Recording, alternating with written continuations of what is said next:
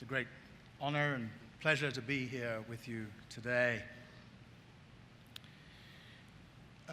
To graduate is to take the step, that's what the Latin word gradus means, step, from one stage of life to the next.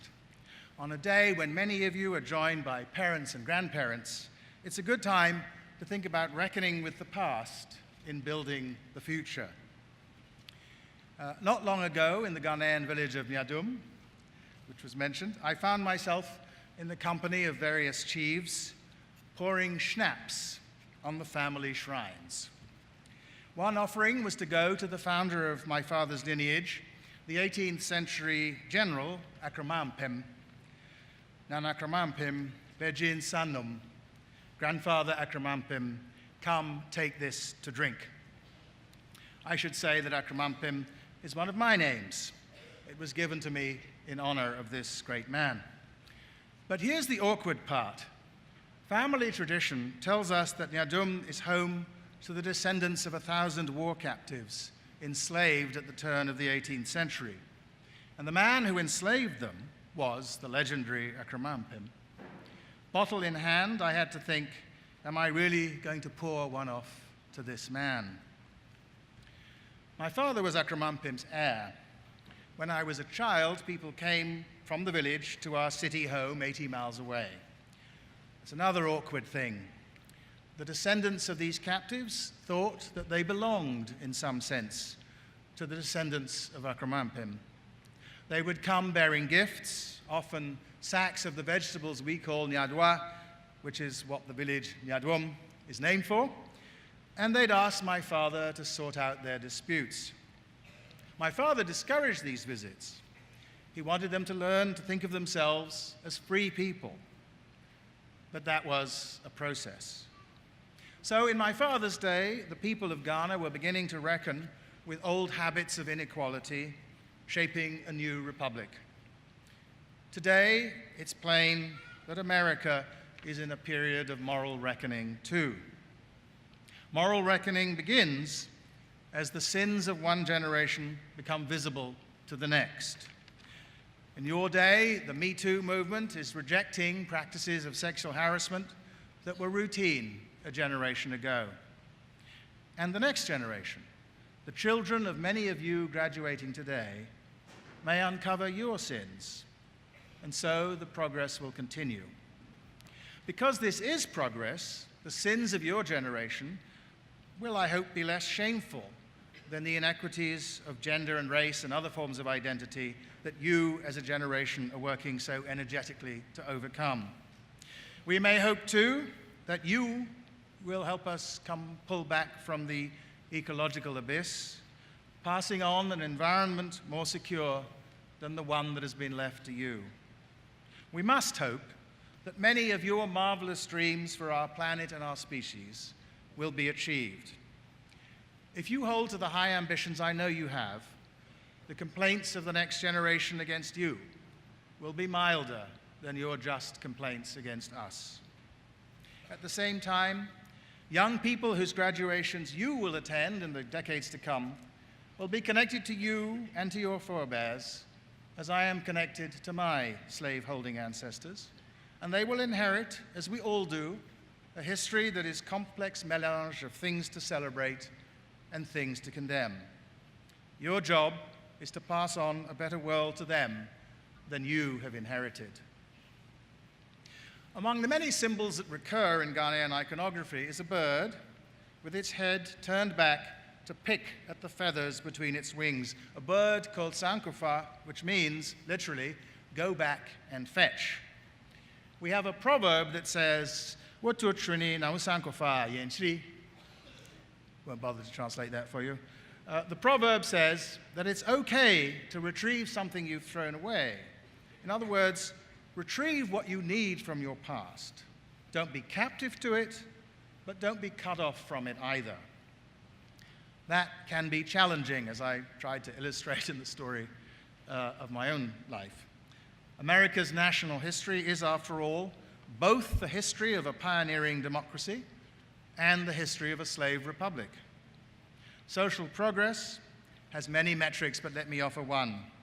Do people have what they need to flourish, or do they languish from deprivation or discrimination?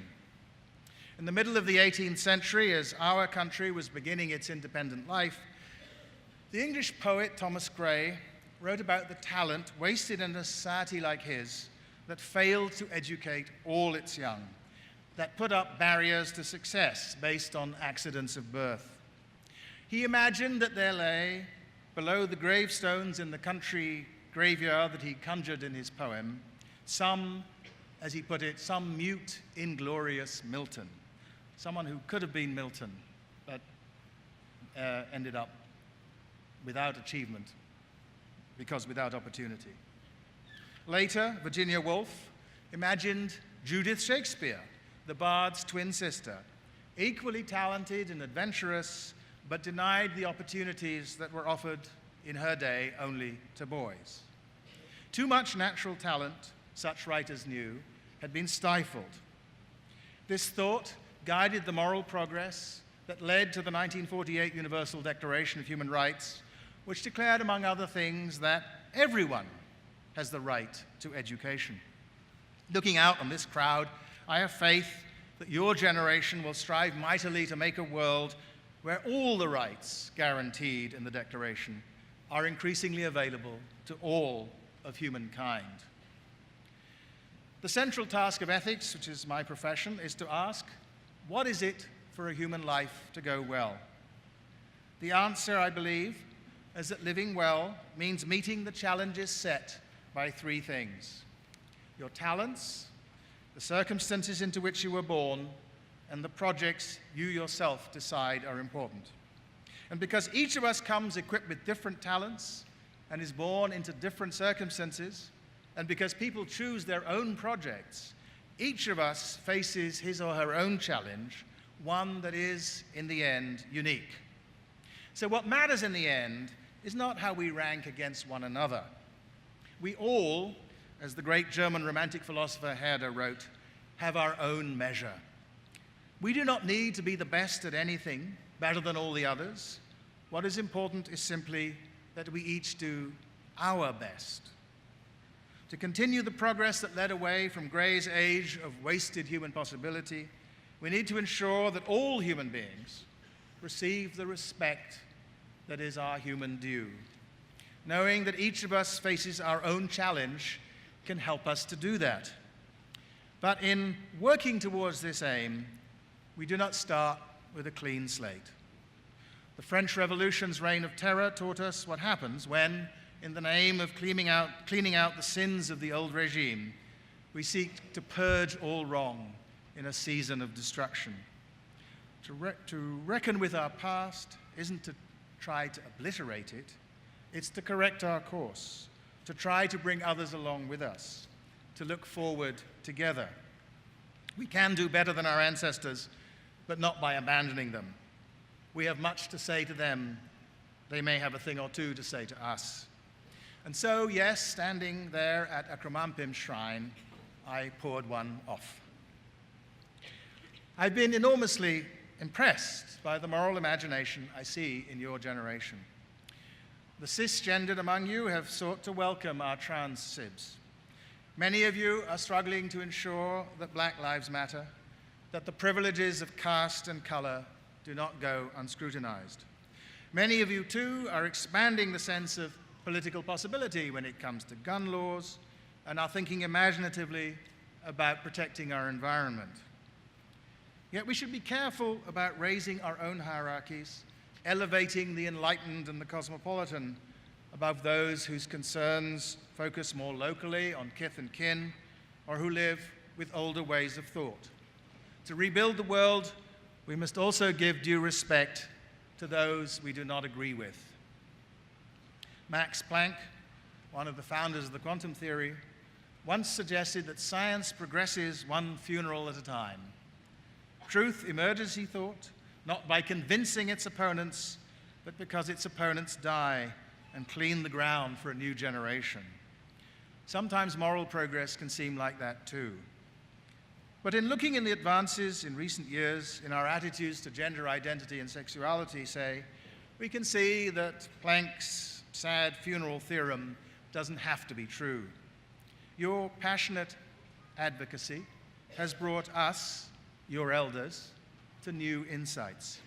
For everyone, the task isn't just to change the world, it is to be open to changing ourselves, to reckon with the past, including our own, without erasing it. As the Sankofa bird reminds us, to get where you're going, it helps to know where you've been. So let me join with your teachers, your families, and your friends in wishing you well in your pursuit of these challenges. Blue Jays, fly safe.